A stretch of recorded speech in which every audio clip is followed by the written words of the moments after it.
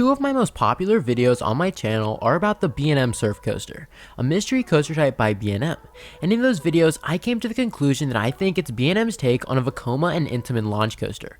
I tried to find as much evidence as I could to back my theory. I found some evidence, but it wasn't much. So my prediction was merely just a theory. I honestly really did think that it was B&M's take on a launch coaster, but like all of us, I wasn't 100% sure. Until now. Just yesterday, a lien was filed against Seaworld Orlando, and in that lien, it described the coaster as being a custom launch coaster specifically designed for SeaWorld. This is huge news. Not only does it give us more information about the surf coaster, but it also gives us information on SeaWorld in general. So in this video, I will be breaking down everything we know so far about the surf coaster while analyzing the specifics about this ride. I will also try to figure out what possible elements a ride like this could include. So join me as I talk about all things B&M and answer the question of what actually is the B&M surf coaster. But like always, if you're new to the channel, make sure to subscribe. I post new content every week and I truly appreciate all of the wonderful support that this channel has been getting. Now I know this video is kind of random, but because this is breaking news, I wanted to get this out as fast as I could. And don't worry, my scheduled upload for the week is still on track, so this video is completely a bonus video. But now let's get to the video. A while ago, there was a leak that B&M was developing a new coaster type, and we only knew two things about it. First, we knew that a trademark of some type was filed with the name Surf Coaster on it, and the second thing we knew was that this coaster was rumored to be going to SeaWorld Orlando in 2021. On top of this, SeaWorld Orlando received a fairly large shipment of track with the letters SF-A, which after careful research seemed to indicate Surf Coaster A, or SF as in Surf Coaster, and A as in the first one. But after that, we really didn't seem to know that much information about it until just now.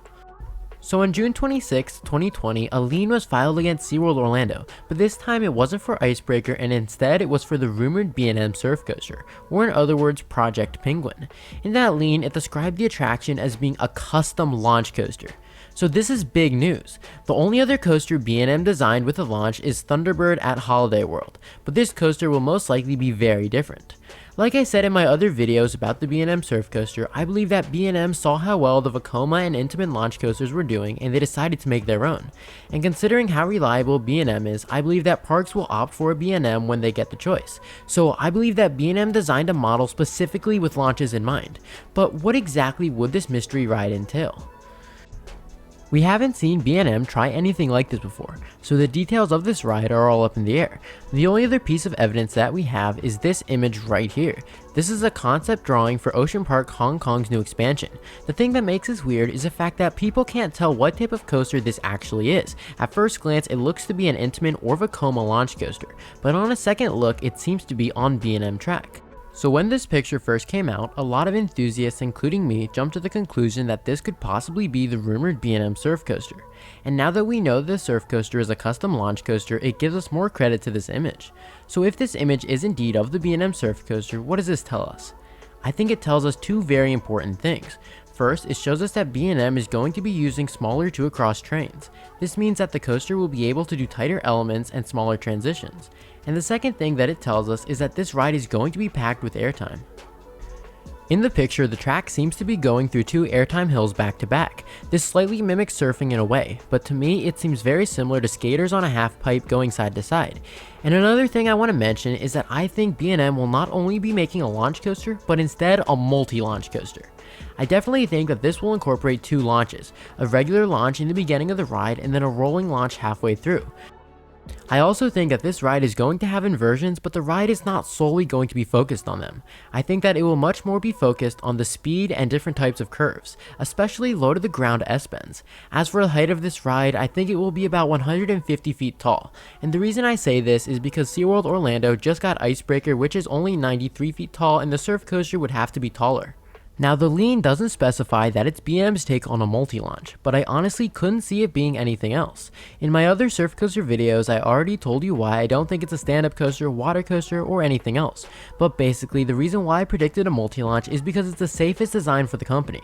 Selling a next-generation stand-up coaster to SeaWorld would have been fairly tricky, and a launched B&M stand-up coaster honestly sounds painful. So one of the only things we know from the liens is the fact that this coaster is a custom coaster that's designed for SeaWorld with a launch. So whatever it is, it needs to have a launch and it needs to fit into SeaWorld's lineup. And in my opinion, nothing fits better than a high thrill launch coaster. And we all know how much SeaWorld loves adding launch coasters, so having this directly after Icebreaker really wouldn't shock me at all. Now there's also the smallest possibility that this coaster could be something else and the Ocean Park coaster could be something completely different, but honestly I find that unlikely. Personally, it just seems too good to be true that the Ocean Park coaster is from any other company besides B&M. I mean, they're literally adding a B&M dive coaster, so having another coaster from B&M doesn't seem that far off. And in my opinion, a coaster like this would be an amazing fit at SeaWorld. Just imagine how well they could theme this thing. And the last thing I want to touch on is the question of, will this coaster be cancelled because SeaWorld can't pay? And my answer to that is most likely not. SeaWorld Orlando has already paid $4 million and they've already received shipments of track. So unlike BGW's Giga Shuttle coaster, it's unlikely that this will be cancelled. So to conclude, we definitely have more information about this mystery ride. We know two very important things. The first is that we know it's 100% a launch coaster of some type.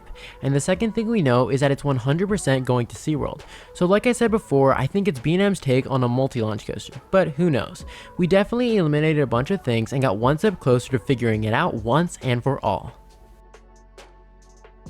Thanks for watching, and don't forget to subscribe if you want to see content just like this every week, and comment below your thoughts on the B&M Surf Coaster. What do you think it actually is? This is the Coaster Josh signing out.